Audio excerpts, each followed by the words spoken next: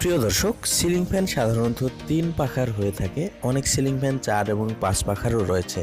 কিন্তু কখনো কি ভেবে দেখেছেন আপনার সিলিং ফ্যান থেকে যদি একটি পাখা খুলে নেওয়া যায়, অর্থাৎ 2 পাখাতে সিলিং ফ্যানটি কেমন ঘুরবে?